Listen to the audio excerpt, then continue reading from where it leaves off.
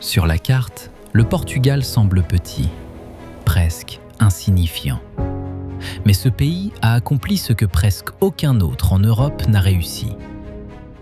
Il est resté remarquablement stable pendant des siècles, tandis que des empires s'effondraient, des frontières se redessinaient et des royaumes entiers disparaissaient. Dès le XIIIe siècle, le territoire portugais était largement défini. Et c'est précisément depuis cette bande de terre en marge de l'Europe que des navigateurs partirent un jour transformer le monde connu. Mais les vrais prodiges du Portugal ne résident pas uniquement dans son passé. Ils se trouvent dans des villes qui ressemblent à des livres d'histoire sculptés dans la pierre. Dans des falaises qui plongent à pic dans l'Atlantique. Dans des palais dignes d'un conte. Et dans des paysages d'une diversité étonnante sur un espace restreint. Je suis Thomas et aujourd'hui, je vous emmène dans un pays qui réunit, sur une superficie modeste, plus de merveilles que bien des nations n'en possèdent sur tout un continent.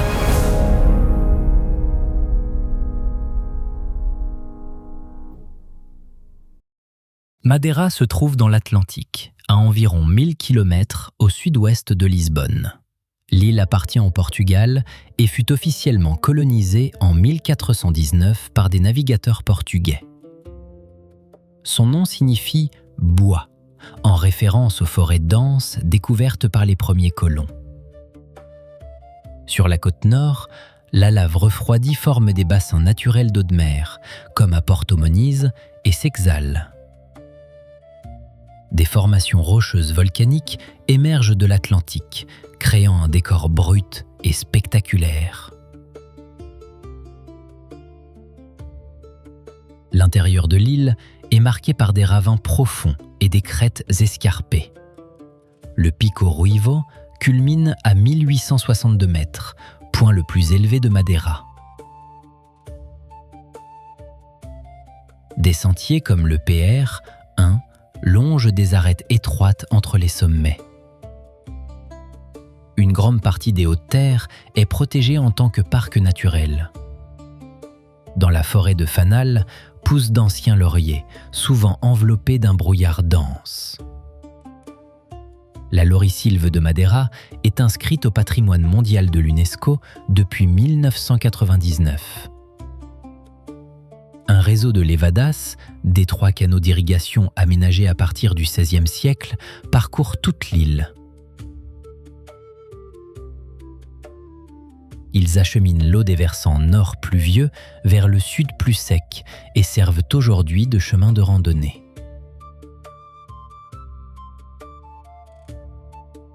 Funchal, la capitale, est située sur la côte sud et fut fondée en 1421. Des maisons en terrasse s'élèvent le long des pentes. La commune de Camara de Lobos, à l'ouest de Funchal, est un village de pêcheurs depuis des siècles.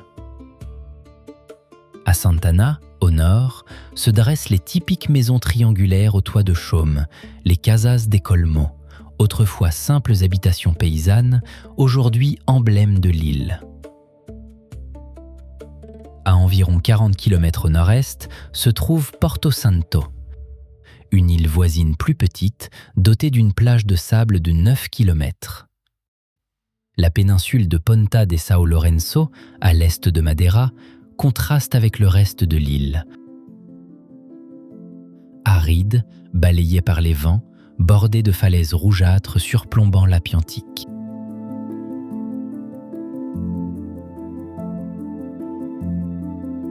La vallée du Douro s'étend au nord-est du Portugal, le long du fleuve Douro. La région est considérée comme l'une des plus anciennes zones viticoles délimitées au monde. En 1756, le marquès de Pombal fixa officiellement les limites de la zone de production. Des pentes abruptes de schiste et de granit descendent vers le fleuve, aménagées en terrasses étroites qui rendent la viticulture possible sur ces versants escarpés. Le Douro lui-même servit pendant des siècles de seule voie de transport pour le vin. Des bateaux à fond plat, les rabelos, acheminait les fûts en aval jusqu'à Vila Nova de Gaia, près de Porto, où le Porto vieillissait en entrepôt. Aujourd'hui, des navires de croisière parcourent la vallée entre Peso da Rega et Pinhao. Pinhao possède une gare historique dont la façade est ornée de carreaux d'azulejos représentant des scènes de vendanges et de la vie dans la vallée.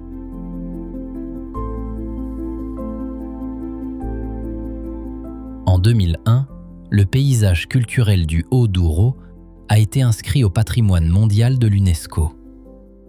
Au sud de la vallée se trouve Lamego, avec le sanctuaire de Nossa Senhora dos Remedios. Un escalier baroque monumental de près de 700 marches relie le centre-ville au sanctuaire. Chaque année en septembre, une procession gravit ces marches lors des Festas de Nossa Senhora dos Remedios. Le climat de la vallée se caractérise par des étés chauds et secs et des hivers froids. Les sols de schiste emmagasinent la chaleur du jour et la restituent aux vignes la nuit. Outre le Porto, on y produit de plus en plus de vins rouges et blancs secs qui trouvent une reconnaissance internationale.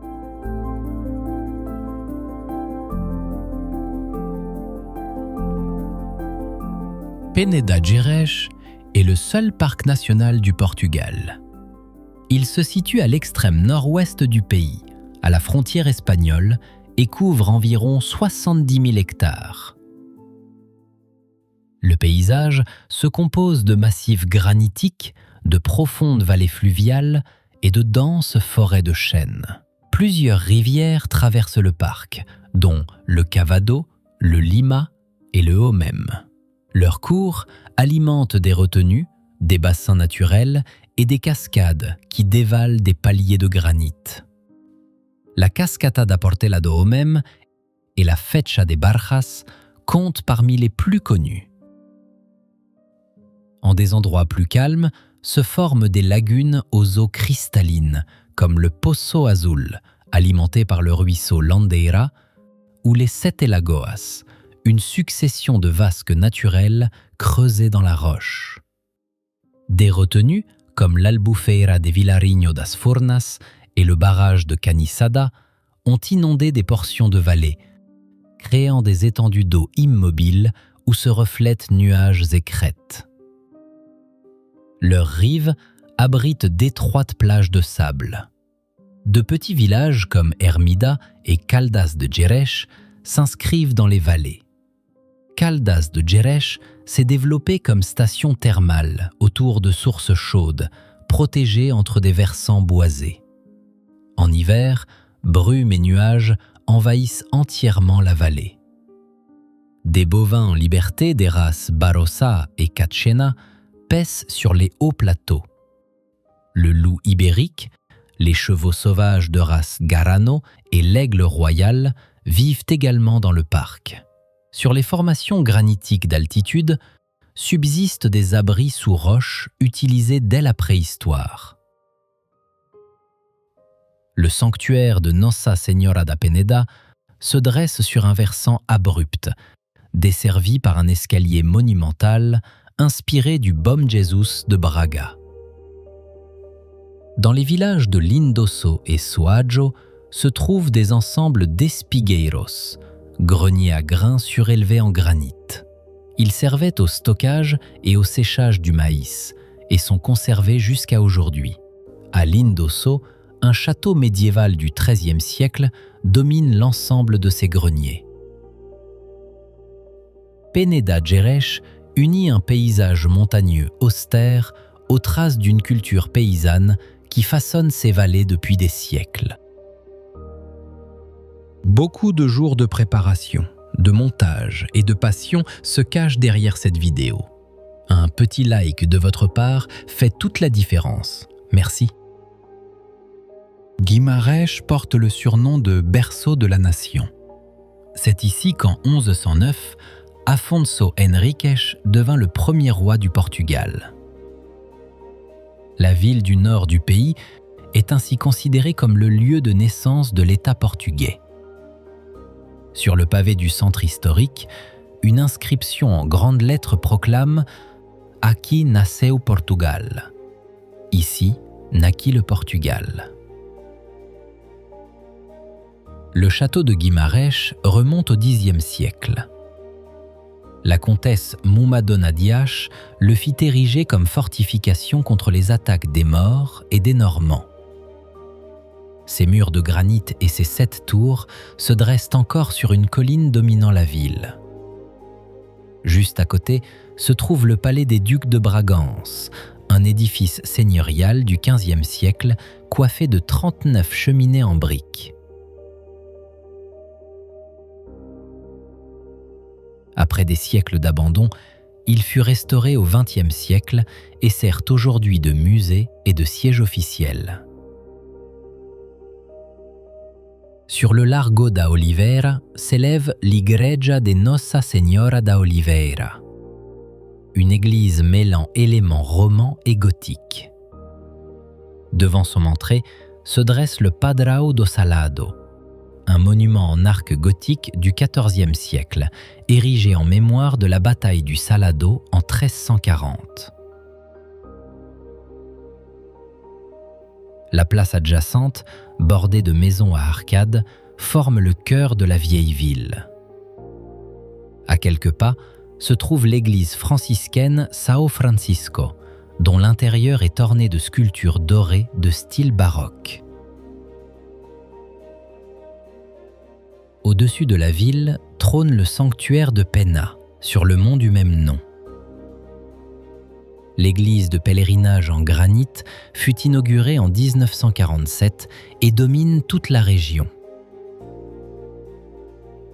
En 2001, le centre historique de Guimarães fut inscrit au patrimoine mondial de l'UNESCO. La ville préserve ainsi l'un des paysages urbains médiévaux les mieux conservés de la péninsule ibérique.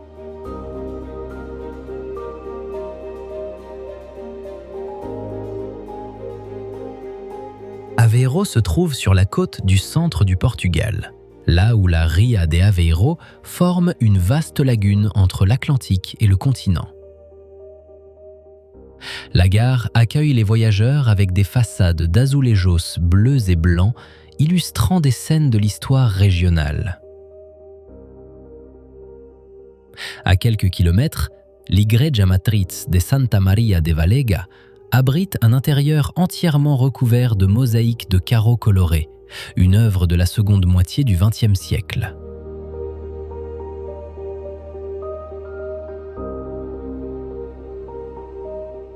Les canaux du centre historique sont parcourus par des molicheiros, des barques plates et colorées, utilisées à l'origine pour la récolte d'algues. Le long du canal central s'alignent des bâtiments Art Nouveau. Le Museu de Arte Nova retrace cette époque à travers l'architecture du début du XXe siècle. Sur la Praça do Rocio et dans la Rua de Coimbra, on distingue des façades aux courbes élégantes, des ornements floraux et des balcons en fer forgé. La Praça da República et l'Igreja da Misericórdia forment le cœur civique de la ville. Au sud de la lagune s'étendent les salines d'Aveiro, un quadrillage géométrique de bassins d'évaporation et de digues étroites. Le sel y est récolté depuis le Moyen Âge. En bordure de la Ria se dresse le Farol da Barra, avec ses 62 mètres, l'un des plus hauts phares de la péninsule ibérique, érigé en 1893. La large plage de Praia da Barra se prolonge vers le sud jusqu'à Costa Nova. Là se trouvent les Paleiros, d'étroites maisons en bois aux vives rayures longitudinales, construites à l'origine comme entrepôts de pêcheurs et aujourd'hui l'un des motifs les plus emblématiques du Portugal.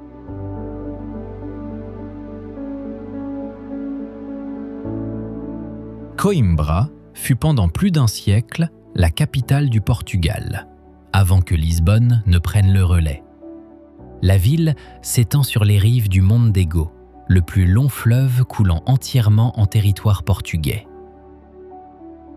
Au sommet de la colline la plus élevée trône l'université, fondée en 1290, l'une des plus anciennes d'Europe. Son noyau historique est inscrit au patrimoine mondial de l'UNESCO depuis 2013. Le cœur de l'université est le Paço das Escolas, un ensemble de bâtiments autour d'une vaste cour. On y trouve la Biblioteca Joanina, bibliothèque baroque du XVIIIe siècle. Derrière ces lourdes portes reposent quelques 60 000 volumes sur des étagères en bois doré et peint.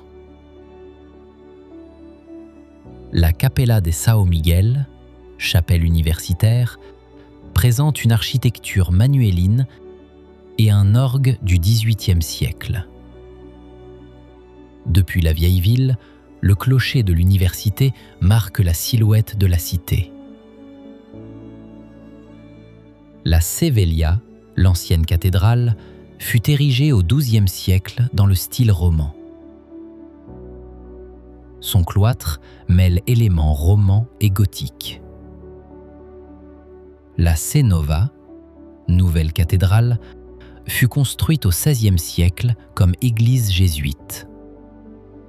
Le monastère de Santa Cruz, au centre-ville, abrite les sépultures des 2 premiers rois du Portugal, Afonso Henriques et Sancho Ier. Son cloître présente des sculptures manuélines. En contrebas de l'université s'étend le jardin botanique, aménagé en 1773 sous la direction du marquis de Pombal. Des allées en terrasse traversent une végétation dense et des serres. À proximité se dresse l'aqueduc São Sebastião avec ses arches de pierre. Sur la rive opposée du fleuve s'élève le couvent de Santa Clara a Nova, bâti au XVIIe siècle pour remplacer l'ancien couvent rendu inhabitable par les crues répétées du Mondego.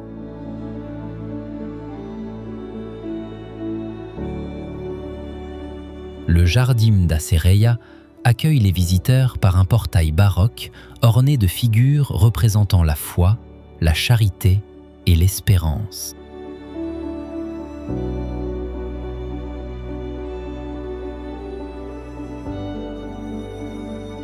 Perqué sur un plateau granitique au nord-est du Portugal, Castelo Rodrigo fait partie des 12 villages historiques du pays.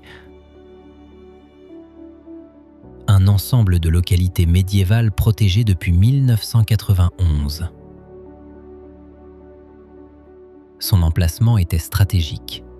D'ici, le regard embrasse la vaste vallée du Coa jusqu'à la frontière espagnole. La première mention écrite remonte au XIIe siècle, lorsque le roi Alphonse IX de Léon accorda une charte au village. Après le traité d'Alcañices en 1298, Castelo Rodrigo passa définitivement sous la couronne portugaise. Le roi Denis fit renforcer les fortifications et ériger une nouvelle enceinte. L'Igreja de Nossa Senhora do Rocamadour, au cœur du bourg, date du XIIIe siècle.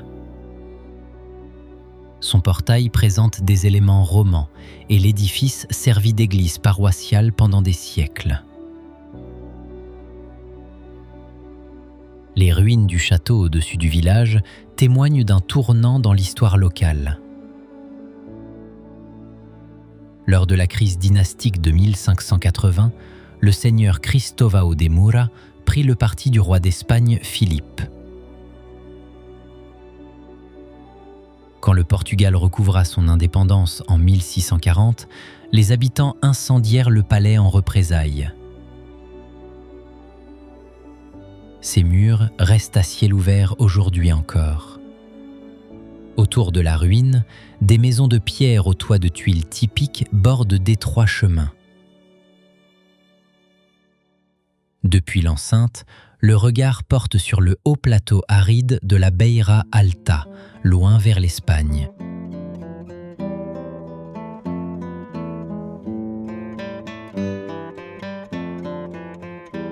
Talasnal se trouve dans la Serra da Lusa, au centre du Portugal.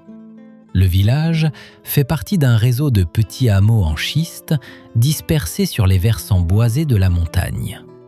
Ces maisons sont entièrement construites en schiste, des fondations jusqu'au toit.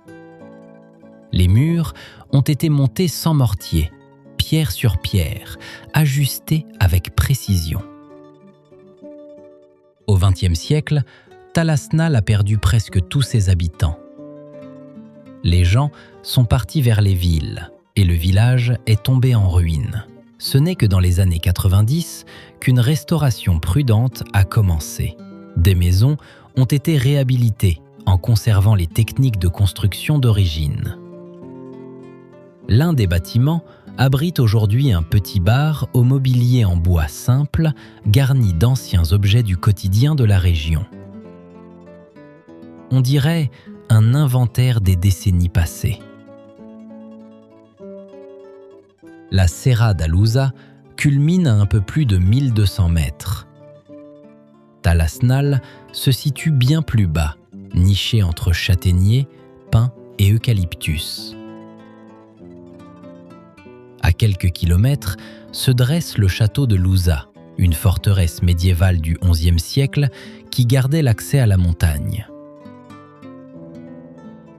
Aujourd'hui, des sentiers de randonnée relient le château au village à travers la forêt. Talasnal n'a ni route de passage ni clocher. C'est un lieu silencieux, petit, bâti presque entièrement d'un seul matériau.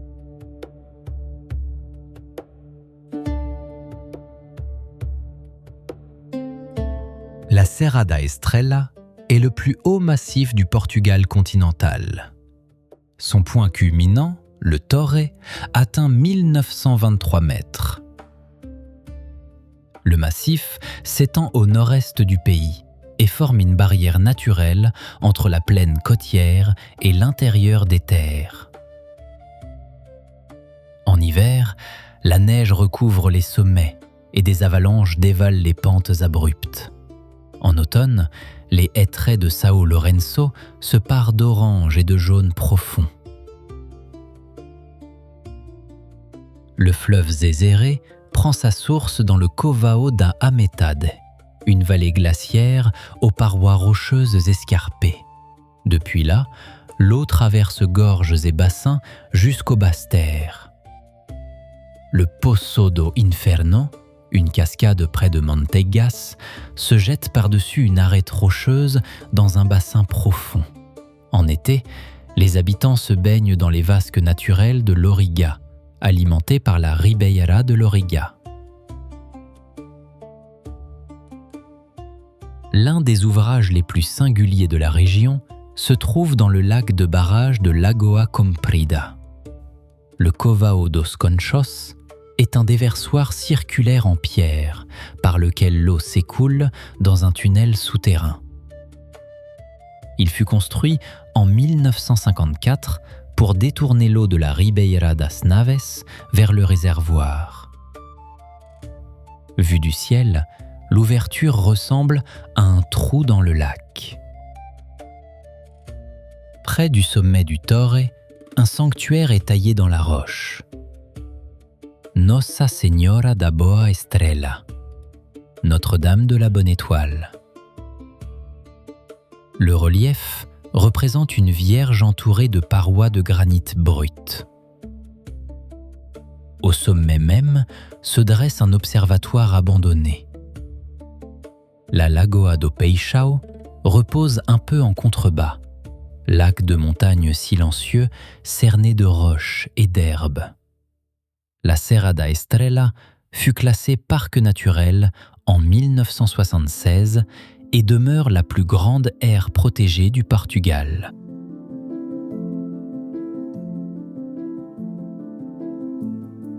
Sortela se dresse sur un affleurement granitique dans l'est du Portugal, près de la frontière espagnole.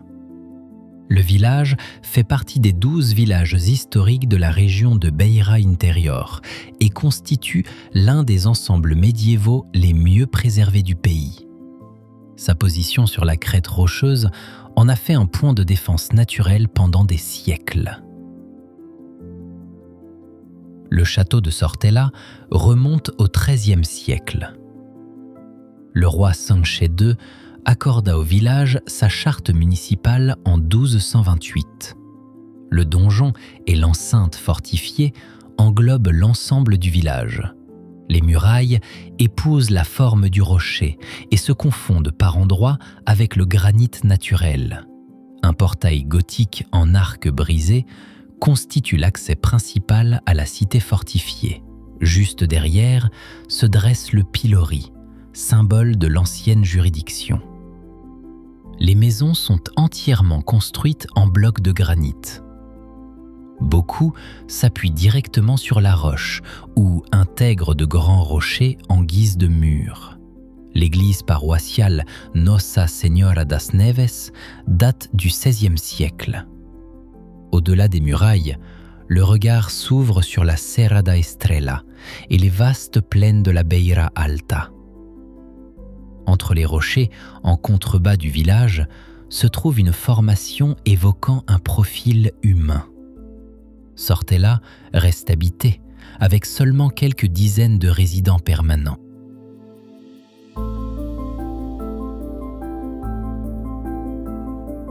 Monsanto se trouve dans l'est du Portugal, dans la région de Beira Baixa, près de la frontière espagnole. Le village appartient à la commune d'Idania a Nova, dans le district de Castelo Branco. Il a été bâti sur et entre d'imposants blocs de granit qui recouvrent tout le flanc de la colline. Les maisons épousent si étroitement la roche que des blocs servent de mur, de plafond ou de sol. Certains bâtiments disparaissent presque entièrement sous le granit. En 1938, Monsanto remporta un concours national et reçut le titre de village le plus portugais du Portugal. Depuis, un coq argenté trône au sommet de la Torre de Lucano, la tour horloge à l'entrée du village, en symbole de cette distinction. L'occupation de la colline remonte très loin. Au sommet subsistent les vestiges d'une forteresse érigée sous le roi Sanché Ier au XIIe siècle, puis agrandie sous le roi Dinis. À l'intérieur des murailles, des escaliers de pierre, des pans de murs et une cour intérieure sont conservés. De là, le regard porte sur toute la vallée jusqu'au relief de la frontière.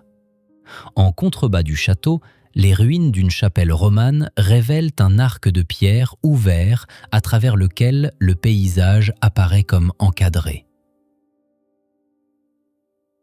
Les ruelles du village sont étroites et escarpées, bordées de petites maisons en pierre aux toits d'ardoise. De nombreuses entrées passent sous d'anciens arcs de pierre. Seuils et appuis de fenêtres sont taillés dans le même granit que la montagne.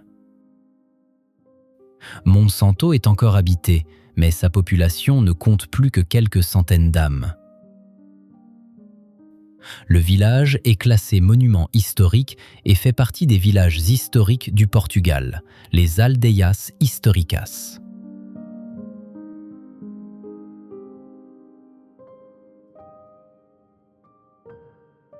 Tomar se trouve au bord du Nabao, dans le centre du Portugal, à environ 120 km au nord de Lisbonne. La ville fut fondée en 1160 par Gualdim País, grand maître de l'ordre du Temple au Portugal. Sur une colline dominant la cité, les Templiers érigèrent une forteresse contrôlant l'accès vers le sud.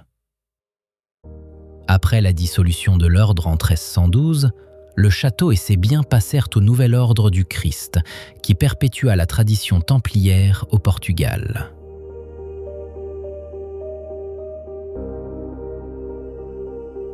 Le cœur de l'ensemble est la charola, un édifice sacré circulaire du XIIe siècle, inspiré du Saint-Sépulcre de Jérusalem. Les Templiers y priaient debout ou à cheval.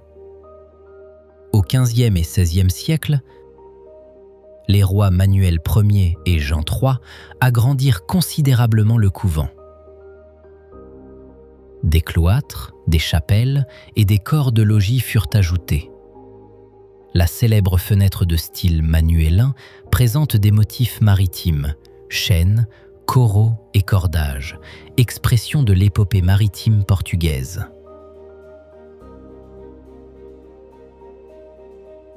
Hors les murs du couvent, l'aqueduc de Pégoès s'étend sur 6 km jusqu'à l'enceinte.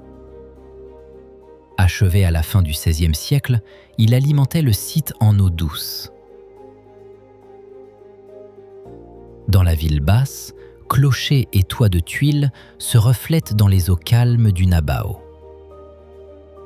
Tous les 4 ans, Tomar célèbre la Festa dos Tabuleiros, lors de laquelle des femmes portent sur la tête de hautes couronnes de pins et de fleurs. Le couvent du Christ est inscrit au patrimoine mondial de l'UNESCO depuis 1983.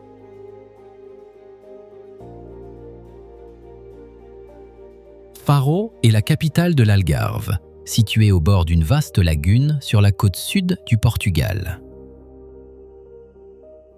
Au XIIIe siècle, sous domination portugaise, la ville devint un port et un centre commercial majeur.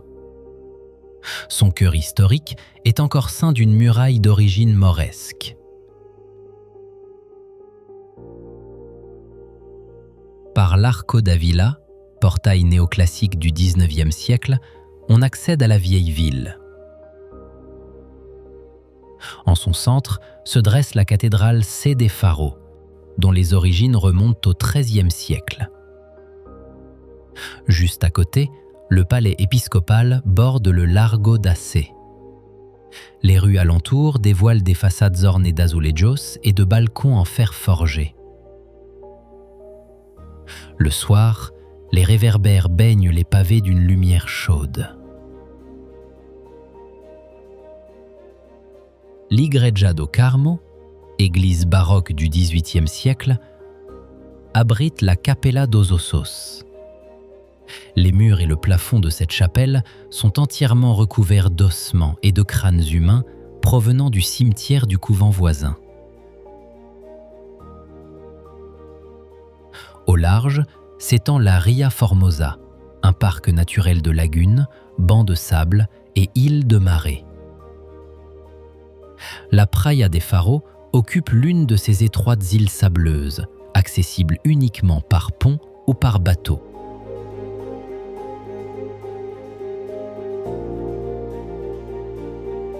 Un monastère bâti non par seule piété, mais né d'une promesse sur le champ de bataille. Le monastère de Bataia doit son existence à la bataille d'Aljubarrota en 1385. Le roi Jean Ier du Portugal fit le vœu d'ériger un sanctuaire s'il remportait la victoire sur la Castille. Il vainquit et la construction débuta la même année. Son nom complet est monastère de Sainte-Marie de la Victoire. Il appartient à l'ordre dominicain et se dresse dans la commune de Bataia, district de Leiria. L'édification s'étendit sur plus de 150 ans, de 1385 jusqu'au milieu du XVIe siècle. Durant cette longue période, les styles évoluèrent. Les premières sections relèvent du gothique pur. Les parties tardives arborent un riche décor manuélin, fait de cordages de pierre, de coraux et d'ornements végétaux. La chapelle du fondateur abrite les tombeaux du roi Jean Ier et de son épouse, Philippa de Lancastre. Nuno Álvares Pereira, commandant à Aljubarrota, est honoré par un monument devant le monastère. Les chapelles inachevées, à l'est du complexe, comptent parmi les éléments les plus saisissants de l'ensemble. Le roi Édouard Ier les fit concevoir comme chapelles funéraires, mais la construction ne fut jamais terminée. 7 chapelles se dressent aujourd'hui sans toit, ouvertes sur le ciel. Leur portail présente un travail de taille manuélin d'une finesse remarquable. À l'intérieur de l'église, la lumière traverse de hautes verrières gothiques et se pose sur une nef vaste et dépouillée. Le cloître royal associe des arcades gothiques sobres à des remplages manuélins ajoutés sous le roi Manuel Ier. Depuis 1983, le monastère est inscrit au patrimoine mondial de l'UNESCO. Il est considéré comme l'un des édifices gothiques les plus remarquables de toute la péninsule ibérique.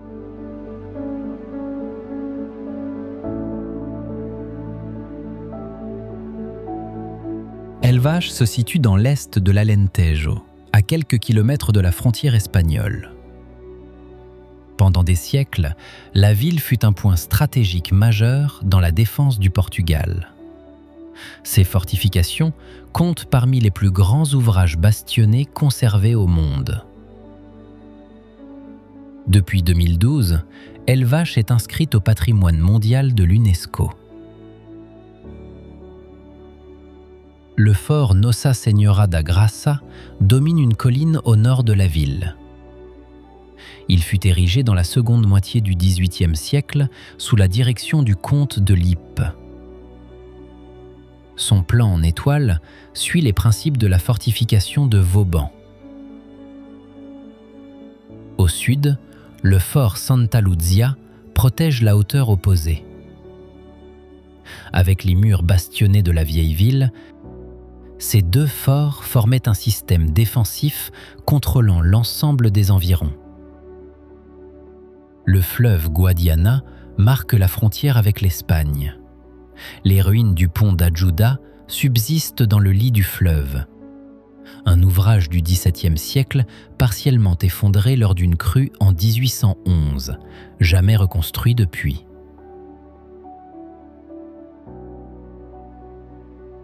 L'aqueduc d'Amoreira alimenta Elvas en eau potable pendant des siècles. Ses arches s'étendent sur environ 7 km jusqu'au cœur de la ville. La construction débuta en 1529 et ne fut achevée qu'en 1622. À l'intérieur des remparts, des portes comme la Porta da Olivença mènent à une vieille ville dense, aux façades blanches, dominée par la cathédrale sur la place centrale. Les fortifications d'Elvas ne furent pas bâties pour un seul conflit, mais élargies au fil des générations. Du château médiéval au fort du XVIIIe siècle, la ville illustre toute l'évolution de l'architecture militaire européenne dans le paysage sec et ouvert de l'Alentejo.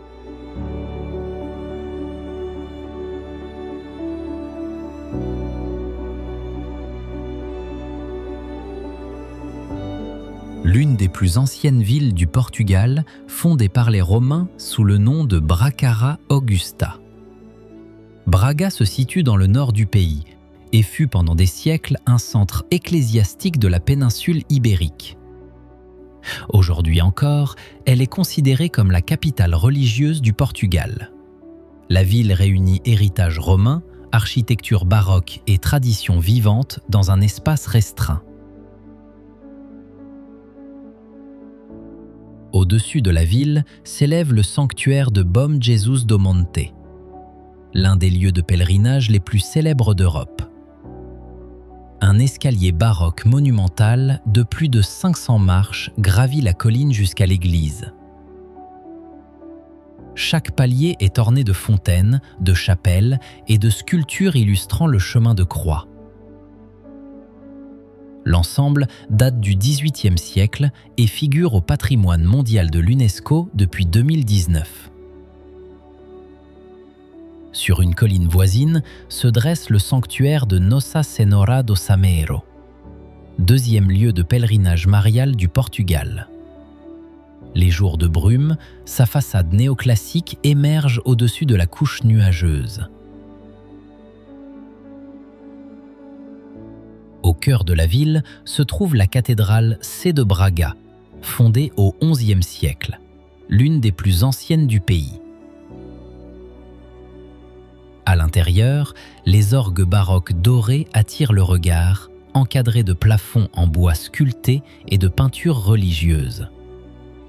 Devant le palais archiépiscopal s'étend le Jardim de Santa Barbara, un jardin soigné au parterre géométrique face à des arcades médiévales.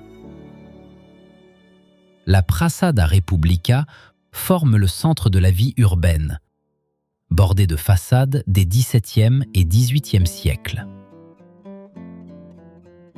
À l'Arco da Porta Nova, portail baroque de la ville, commence le quartier historique. Braga allie tradition spirituelle et vitalité urbaine. Ses églises, ses escaliers et ses places racontent une ville qui, depuis des siècles, préserve son caractère propre entre foi et quotidien.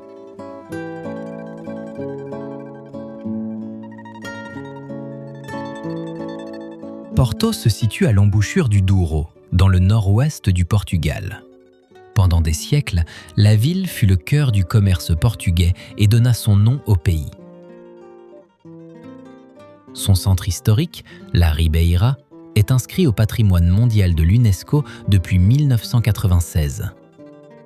Depuis le fleuve, les maisons s'élèvent en rangs serrés le long de la colline, leurs façades teintées d'ocre, de terre cuite et de bleu délavé.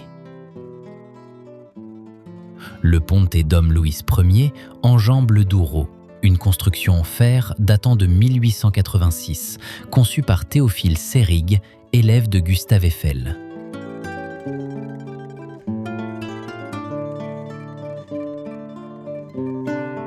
L'Igreja de Santo Ildefonso présente sur sa façade plus de 11 000 azulejos illustrant la vie du saint. Ces carreaux de céramique bleu et blanc marquent le paysage urbain comme nul autre élément. Leur expression la plus célèbre se trouve dans la gare de São Bento, inaugurée en 1915. Environ 20 000 carreaux peints à la main par l'artiste Jorge Colasso recouvrent le hall d'entrée. Ils représentent des batailles, des scènes rurales et l'histoire des transports au Portugal. La Torre dos Clérigos, érigée au milieu du XVIIIe siècle par l'architecte italien Niccolao Nasoni, atteint 75 mètres de haut. Elle fut longtemps l'édifice le plus élevé du Portugal. La cathédrale C de Porto date du XIIe siècle et mêle structures romanes à des ajouts gothiques et baroques. Non loin se dresse l'Igreja de São Francisco, dont l'intérieur est recouvert de plus de 300 kg de feuilles d'or. Le Palacio da Bolsa, ancien siège de la Chambre de commerce, impressionne par son salon arabe aux murs ornés de stucs d'inspiration mauresque. Porto est une ville qui ne dissimule pas sa richesse, mais la rend visible dans la pierre, la céramique et l'or.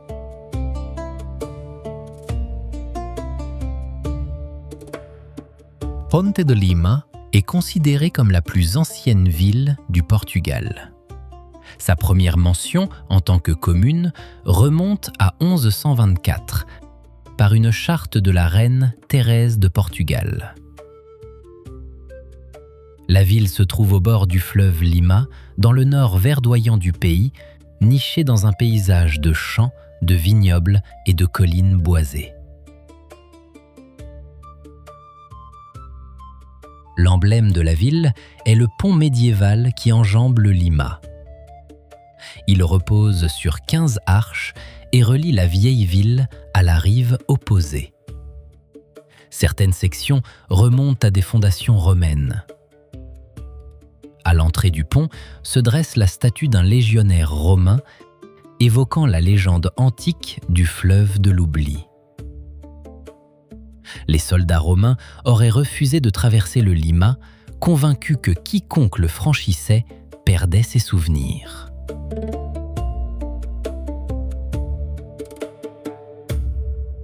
Dans la vieille ville, des églises de différentes époques se succèdent.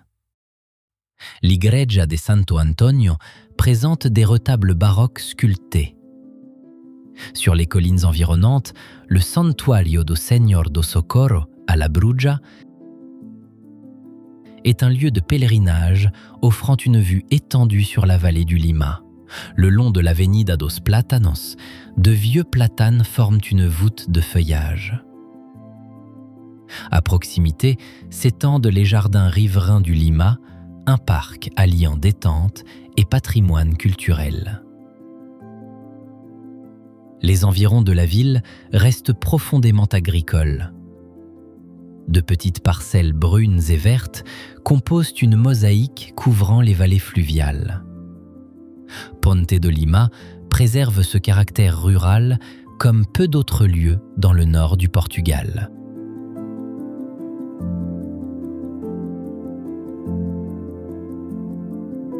La vallée du Coa se trouve dans le nord-est du Portugal, là où le rio Coa traverse un paysage aride et vallonné avant de rejoindre le Douro. Le long de ses rives poussent des forêts alluviales denses, tandis que sur les plateaux s'étendent des pins et des chênes. Dans les pentes de la Serra da Malcata, des projets de conservation œuvrent à réintroduire la faune et la flore indigènes. D'anciens villages, comme Castelo Mendo, se dressent sur des éperons rocheux au-dessus de la vallée, leurs murs de granit à peine changés depuis le Moyen Âge. En 1995, un barrage devait être construit à l'embouchure du Coa. Mais lors des travaux, des milliers de gravures rupestres du Paléolithique furent découvertes. Elles représentent des chevaux, des aurochs et des bouquetins incisés dans les dalles de schiste le long du fleuve. Le barrage fut abandonné. En 1998, l'UNESCO classa la vallée au patrimoine mondial. C'est l'une des plus grandes concentrations d'art rupestre en plein air au monde.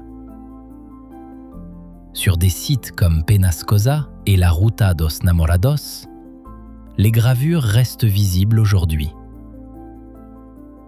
Au confluent du Coa et du Douro se dresse le Museu do Coa, un bâtiment moderne en béton intégré dans la pente. Ces expositions présentent des reproductions des gravures, des découvertes archéologiques et l'histoire de leur mise au jour. Tout autour s'ouvre la vallée du Douro avec ses vignobles en terrasse. La vallée du Coa relie deux mondes, les plus anciennes traces d'art humain et un paysage qui, aujourd'hui, se renouvelle lentement.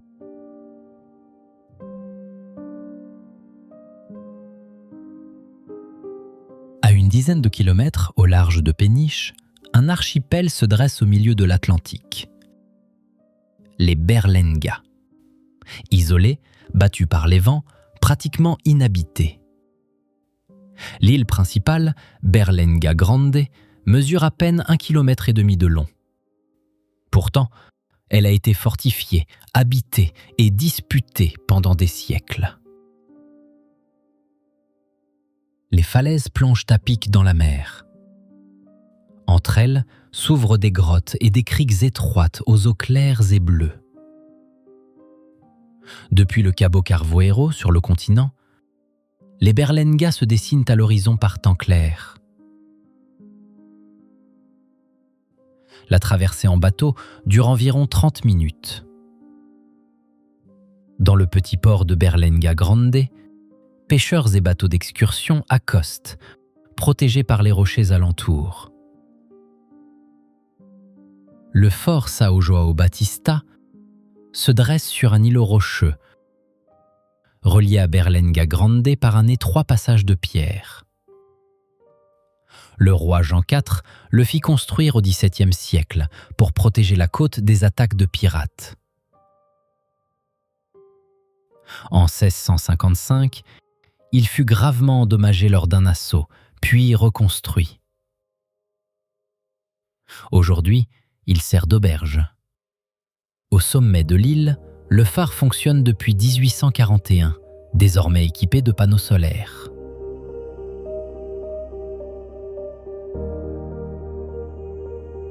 En 1981, le Portugal classa les Berlenga en réserve naturelle. Les îles abritent de rares colonies d'oiseaux marins et des espèces végétales endémiques. Le Carreiro do Mosteiro, un tunnel rocheux naturel sur le flanc est, compte parmi les formations les plus connues de l'île. Les Berlenga restent un lieu sans peuplement permanent, façonné par la pierre, le sel et le silence.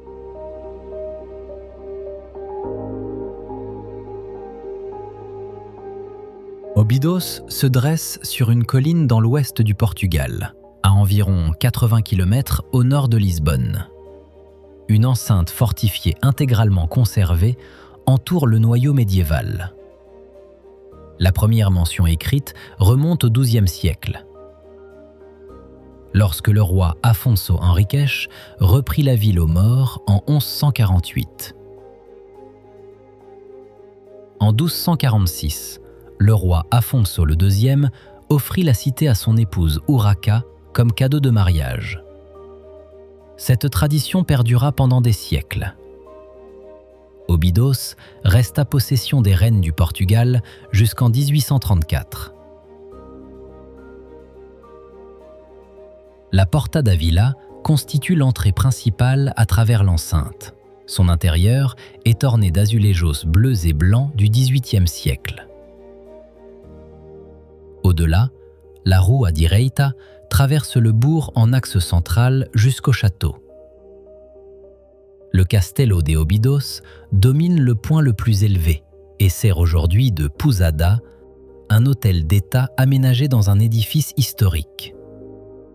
En contrebas des murailles s'étend la Lagoa de Óbidos, une lagune côtière peu profonde reliée à l'Atlantique par un étroit chenal.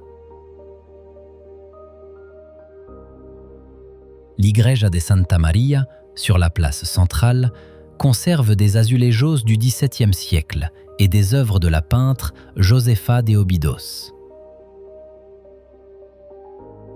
Hors les murs se trouve le Santuario do Senhor da Pedra, un édifice baroque à plan hexagonal datant du XVIIIe siècle. Près de la Porta da Vila, un aqueduc du XVIe siècle s'étend sur 3 km jusqu'au bourg.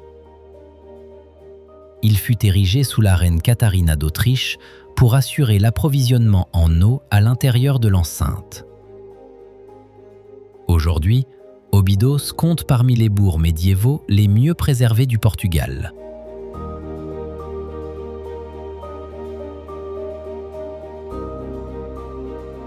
Nazaré se trouve sur la côte atlantique portugaise, dans le district de Leiria. La ville est surtout connue pour ses vagues exceptionnellement hautes qui déferlent sur la Praia do Norte. Ce phénomène s'explique par un canyon sous-marin, le Canhão da Nazaré, qui s'étend sur environ 200 km jusqu'au rivage. Il concentre l'énergie de l'Atlantique et amplifie les vagues le long de la côte nord. Des surfeurs du monde entier viennent ici pour les affronter.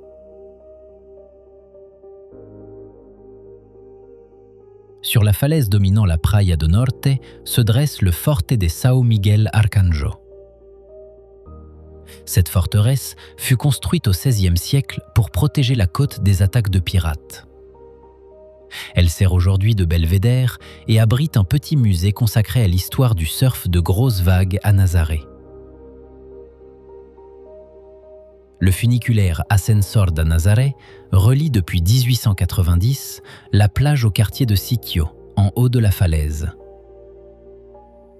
Le trajet franchit un dénivelé de 110 mètres.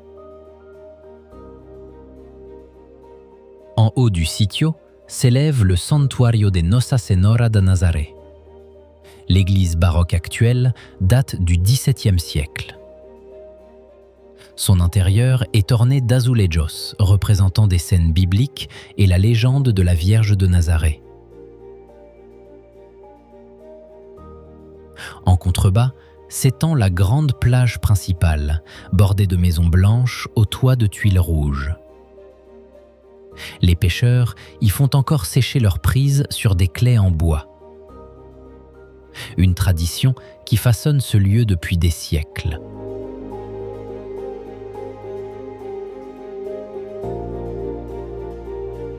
Cascais se trouve à l'embouchure du Tage, là où le fleuve rejoint l'Atlantique, à une trentaine de kilomètres à l'ouest de Lisbonne.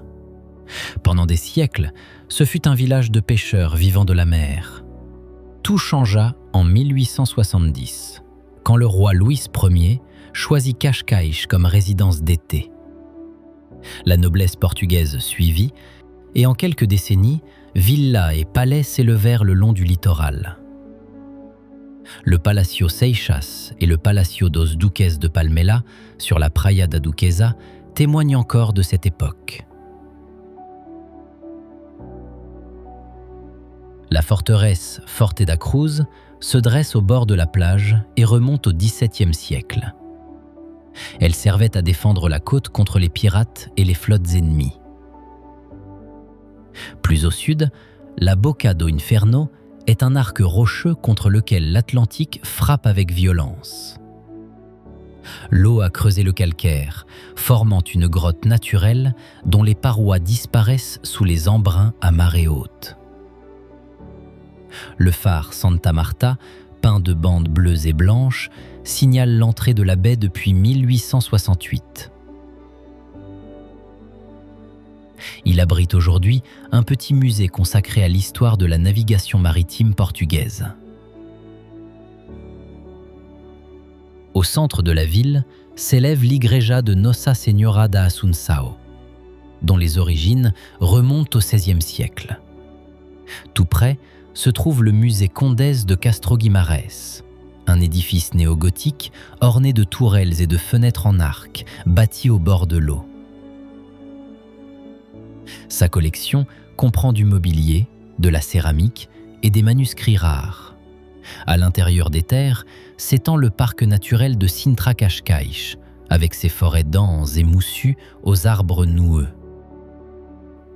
Le parc relie le littoral aux montagnes de Sintra et bénéficie d'un statut de protection. La marina de Cascais peut accueillir environ 650 bateaux. Le soir, les lumières de la ville se reflètent dans les eaux calmes du port. Cascais réunit en un espace restreint histoire royale, paysage côtier atlantique et un patrimoine culturel dont la portée dépasse largement la région.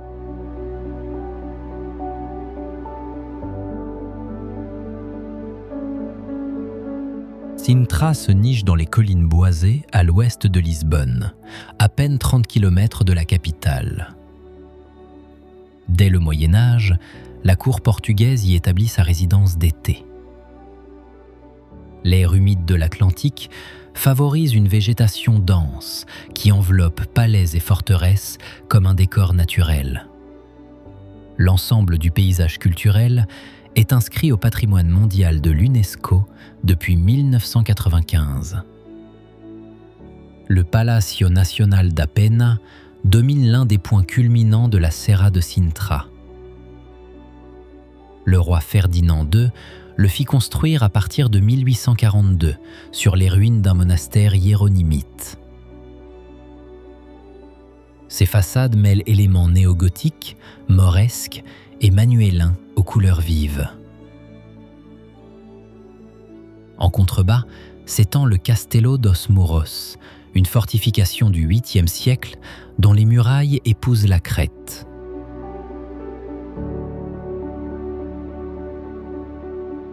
La Quinta da Regaleira fut édifiée au début du XXe siècle pour le négociant Antonio Augusto Carvalho Monteiro.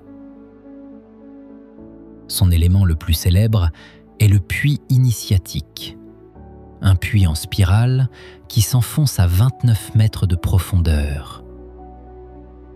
Des tunnels souterrains le relient aux jardins environnants. Non loin se trouve le Palacio de Montserrat, domaine de style néo-mauresque doté d'un parc botanique. Plus au sud, aux portes de Sintra, le Palacio national de Queluz, souvent qualifié de Versailles portugais, servit de résidence royale à partir du XVIIIe siècle. Sintra concentre sur un espace restreint une densité remarquable de palais, jardins et fortifications. Ce paysage culturel est considéré comme l'une des 7 merveilles du Portugal.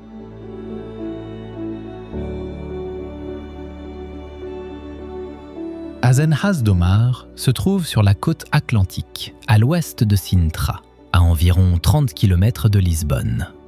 Son nom signifie « moulin à eau de mer ». Autrefois, les habitants utilisaient la force de l'eau pour moudre le grain. Aujourd'hui, le village est surtout connu pour son site, des maisons blanches aux toits de tuiles rouges, serrées contre une falaise abrupte, juste au-dessus de l'Atlantique. Les maisons épousent le relief naturel de la roche et se répartissent en paliers étroits, du bord de la falaise jusqu'au rivage. Au pied des falaises se trouve un bassin naturel d'eau de mer, alimenté par l'Atlantique à marée haute. Des vagues turquoises se brisent contre la roche sombre, les embruns montent et remplissent le bassin d'eau fraîche. À marée basse, le calme revient et la baignade devient possible. Azenhas do Mar appartient à la commune de Colares, dans le district de Sintra. Toute la région fait partie du parc naturel de Sintra-Cascais, protégé depuis 1994. Le village ne compte que quelques centaines d'habitants. Il n'y a ni grande infrastructure, ni route large. L'atmosphère est celle d'un village de pêcheurs traditionnels, ayant préservé sa forme originelle à la lisière exacte entre terre et océan.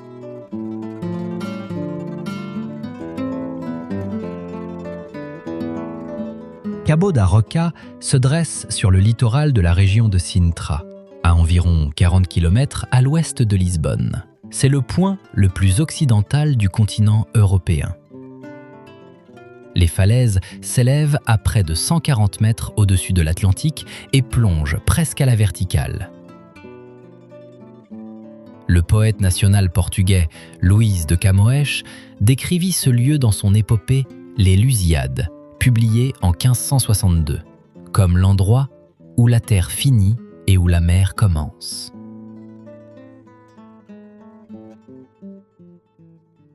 Le phare de Cabo da Roca fut mis en service en 1822. Sa lumière est visible à environ 26 000 nautiques. Non loin se dresse une simple croix de pierre sur un socle marquant le point géographique.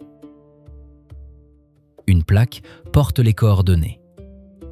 38 degrés, 47 minutes nord, 9 degrés, 30 minutes ouest. En contrebas des falaises s'étend la Praia da Ursa, une étroite bande côtière bordée d'imposantes formations rocheuses, accessible uniquement par un sentier escarpé. La végétation sur les falaises est rase, sculptée par le vent. Le sel et les forts vents atlantiques façonnent le paysage. Cabo da Roca fait partie du parc naturel de Sintra-Cascais, protégé depuis 1994.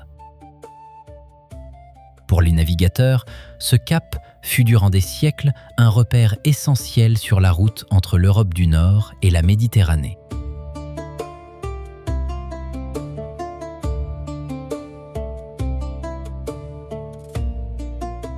parc naturel d'Arrábida s'étend le long de la côte au sud de Lisbonne, entre la ville de Setúbal et l'Atlantique. La Serra da Arrábida s'élève directement au-dessus de la mer et atteint environ 500 mètres d'altitude. Ses pentes sont densément couvertes de végétation méditerranéenne, notamment des pins, des arbousiers et des espèces arbustives rares présentes ici dans une densité qu'on ne retrouve quasiment nulle part ailleurs au Portugal. Sur le versant sud de la chaîne s'ouvrent des criques protégées aux eaux claires et turquoises. Praia dos Coelhos et Portinho da Arrábida comptent parmi les plages les plus connues de la région. Les falaises calcaires plongent à pic dans la mer, formant de petites plages isolées, accessibles uniquement par d'étroits sentiers ou depuis l'eau. La baie de Portinho est encerclée par un arc naturel de roches qui l'abrite du vent et de la houle.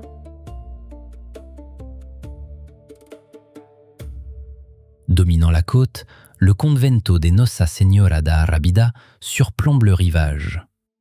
Le monastère fut fondé en 1542 par des moines franciscains et bâti à flanc de collines boisées.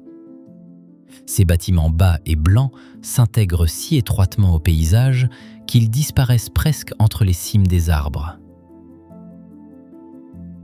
Les moines choisirent délibérément ce lieu isolé comme retraite de prière et de silence. Au nord de la chaîne s'ouvre l'estuaire du Sado, l'une des zones humides les plus importantes du Portugal. Une population sédentaire de grands dauphins vit dans cet estuaire. Le parc naturel couvre au total environ 10 500 hectares de terre et de mer et est protégé depuis 1976.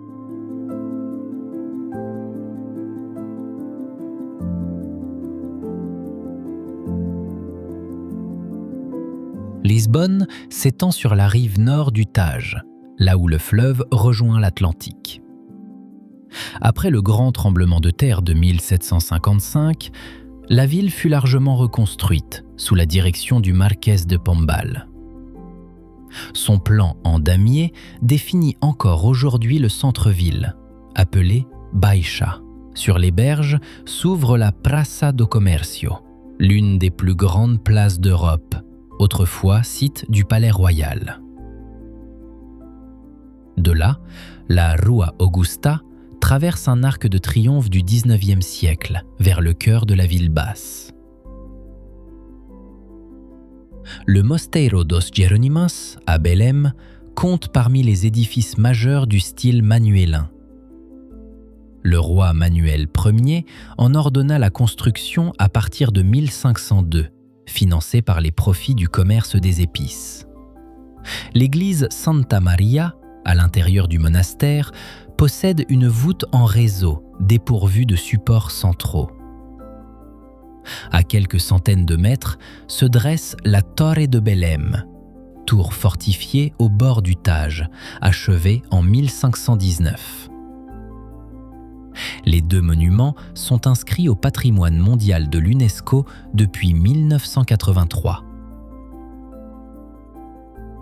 Au-dessus de la Baixa, le Castelo de São Jorge domine depuis la plus haute colline de la vieille ville. La forteresse remonte aux fortifications maures et devint résidence royale après la reconquête chrétienne de 1147. La topographie vallonnée de Lisbonne a rendu nécessaire des moyens de transport mécaniques. Depuis 1885, des funiculaires et les tramways jaunes de la ligne 28 relient la ville haute à la ville basse. Sur la rive sud du Tage, la statue du Cristo Rei, inaugurée en 1959, veille sur la cité. Le Ponte 25 de Abril, pont suspendu d'une portée de plus de 1000 mètres, relie les deux rives depuis 1966. Sur Sur de nombreuses façades lisboètes apparaissent des azulejos, carreaux de céramique peints intégrés à la tradition architecturale portugaise depuis le XVe siècle. Le Parque Eduardo VII s'étire au nord de l'Avenida da Liberdade, formant un axe verdoyant jusqu'aux hauteurs de la ville. De là, le regard embrasse les toits de la vieille ville, le Tage et l'Atlantique ouvert.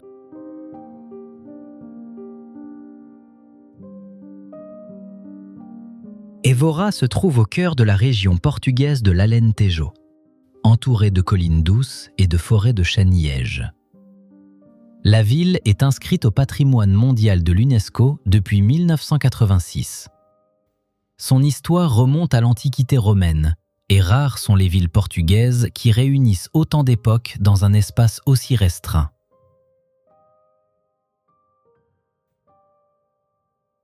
Le temple romain au centre date du 1er siècle après Jésus-Christ. 14 colonnes corinthiennes en granit et marbre se dressent encore. Longtemps attribuée à tort à Diane, sa fonction d'origine reste incertaine. À quelques pas s'élève la cathédrale C de Évora, commencée au XIIe siècle en style roman, puis agrandie en gothique. Son cloître et sa terrasse offrent une vue sur toute la vieille ville. La Praça do Giraldo forme le centre social, avec une fontaine octogonale du XVIe siècle. La Capella dos Ossos, la chapelle des ossements, fut érigée au XVIIe siècle par des moines franciscains. Murs et piliers sont recouverts des ossements d'environ 5000 personnes. Au-dessus de l'entrée figure l'inscription « Nous, os qui ici reposons, attendons les vôtres ». Hors de la ville se trouve le cromlech d'Almendres, l'un des plus anciens ensembles mégalithiques de la péninsule ibérique. L'Aqueduto da Água de Prata, construit au XVIe siècle sous le roi Jean III, alimentait la ville en eau sur 9 km. Des portions de l'aqueduc sont aujourd'hui intégrées à des habitations bâties dans ces arches. Au sud s'étend le lac d'Alqueva, le plus grand lac artificiel d'Europe occidentale. Évora lie héritage romain, architecture médiévale et la tranquille immensité de l'Alentejo en un lieu qui révèle la profondeur du Portugal au-delà de ses côtes.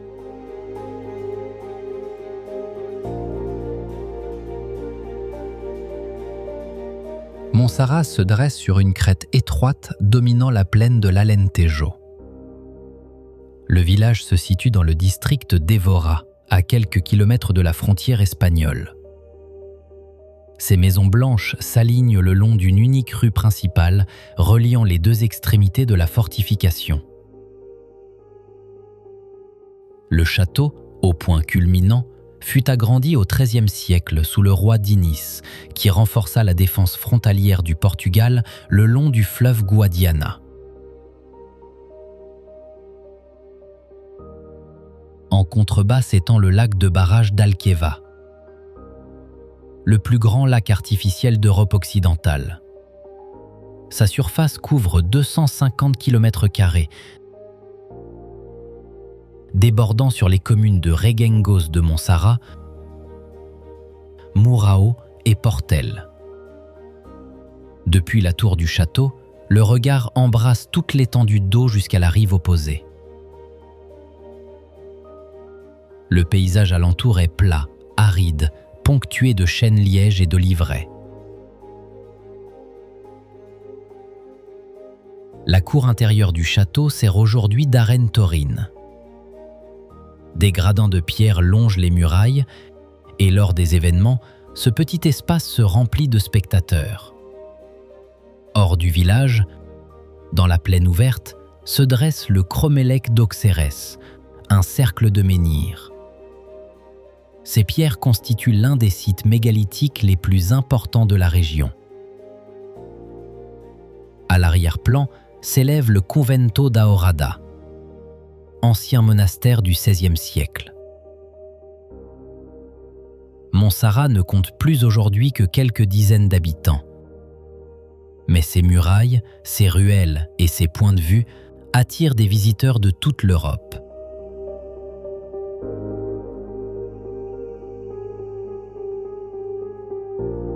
Marvão se dresse au sommet de la Serra de São Mamede, dans le nord de l'Alentejo. Le village culmine à environ 850 mètres d'altitude, dominant la frontière luso-espagnole. Sa position en a fait, durant des siècles, l'un des postes frontières les plus importants du pays. La forteresse date du XIIIe siècle. Le roi Dom Dinis la fit renforcer pour protéger la région contre les attaques castillanes. Une citerne intérieure assurait l'approvisionnement en eau de la garnison, même lors de longs sièges. Les murailles épousent la crête rocheuse naturelle et enserrent l'ensemble du village. Sous la forteresse, des tunnels creusés dans la roche servaient de galeries défensives. 2 églises se trouvent à l'intérieur des murs. Santa Maria, aujourd'hui musée municipal, possède un portail gothique du XIVe siècle. L'Igreja de Santiago, à l'extrémité sud du bourg, fut érigée au cours du même siècle. L'Igreja do Espírito Santo se situe hors les murs, nichée dans le paysage, au pied du rocher. Les maisons blanches aux encadrements de granit bordent d'étroites ruelles pavées. Les jours de brouillard, Marvão disparaît presque entièrement dans les nuages. Seuls les créneaux de la forteresse émergent alors au-dessus de la brume.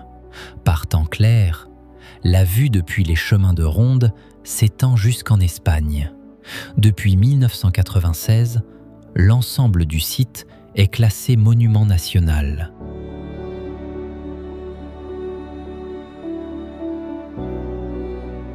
Flores est l'île la plus occidentale des Açores et le point le plus à l'ouest de l'Europe. Son nom vient du portugais et signifie « fleur ». L'île couvre environ 143 km².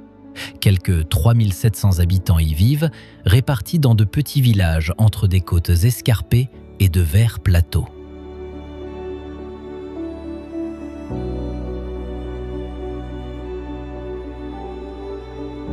À l'intérieur de l'île se trouvent 7 lacs de cratères, nichés dans de profondes dépressions d'origine volcanique.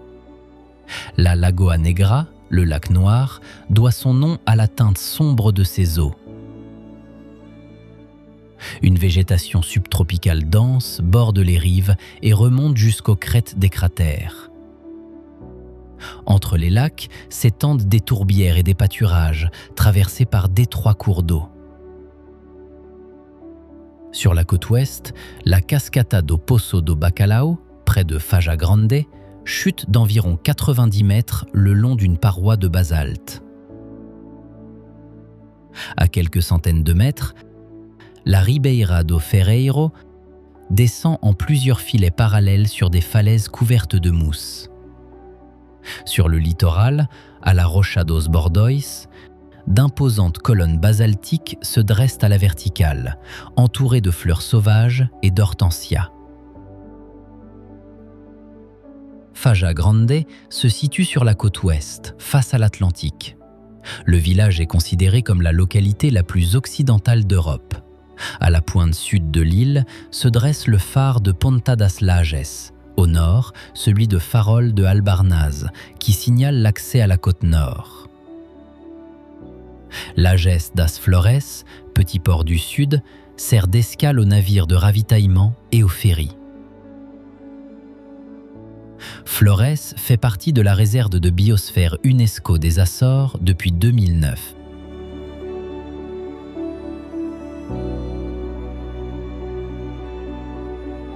Tavira se trouve sur les rives du Gilao, dans l'est de l'Algarve. Pendant des siècles, la ville fut un port majeur pour la pêche au thon et le commerce avec l'Afrique du Nord. Son histoire remonte à l'époque maure, visible dans les vestiges de murailles et la disposition de la vieille ville sur 2 collines. Aujourd'hui, Tavira est considérée comme l'une des villes historiques les mieux préservées de l'Algarve. Au large s'étend le parc naturel de la Ria Formosa, un labyrinthe de lagunes, de marais salants et de bancs de sable. L'île de Tavira, île de dunes au large de la côte, n'est accessible que par bateau. À son extrémité ouest, un petit phare se dresse sur la jetée. Les salines le long de la lagune produisent encore du sel marin selon des méthodes traditionnelles. Sur la plage de Baril, un cimetière d'encre rappelle l'ancienne flotte de pêche au thon dont les filets y étaient amarrés. Le pont romain sur le Gilao relie les 2 moitiés de la ville et reste le monument le plus emblématique de Tavira. Depuis les berges, on aperçoit la tour de l'horloge et l'église Santa Maria do Castello. Érigée au XIIIe siècle sur une ancienne mosquée. Le long de la promenade fluviale se trouve le marché couvert avec ses poissonniers et juste à côté, l'embarcadère vers l'île. L'hôtel de ville du XIXe siècle donne sur une place arborée au centre. Un peu à l'écart, la chapelle São Sebastião abrite des ornements d'azulejos et un autel doré de l'époque baroque.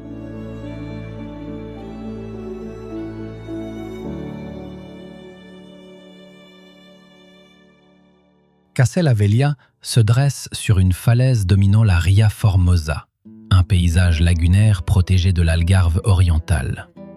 Le village appartient à la commune de Vila Real de Santo Antonio, dans le district de Faro. Quelques dizaines de maisons s'y tiennent, blanchies à la chaux et ornées de bordures colorées, entourées de figuiers et de murets bas. Depuis le Moyen-Âge, ce lieu fut habité, d'abord par les Phéniciens, puis par les Romains et les Maures. La forteresse de Casella Velha remonte à la domination maure. En 1240, l'ordre de Santiago conquit le village durant la Reconquista. L'église actuelle, Igreja Matriz de Casella Velha, fut érigée au XIVe siècle, puis remaniée au XVIIIe siècle après le grand séisme de 1755. Son intérieur sobre présente des retables baroques et des azulejos peints à la main.